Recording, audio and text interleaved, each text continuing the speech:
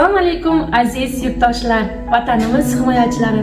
Bugun 14 yanvar Vatan himoyachilari kuni munosabati bilan barcha qo'riqchilarimizni, yurtimiz sarhadlarini himoya qilayotgan jonkuyar aka-ukalarimizni tabriklaymiz. Sardor tumani Axborot kutubxona markazining faol kitobxonalaridan biri 9-umumta'lim maktabi o'quvchisi Jasorat sinfidan Baratullayev G'iyosbek vatan haqida she'rni aytib beradi.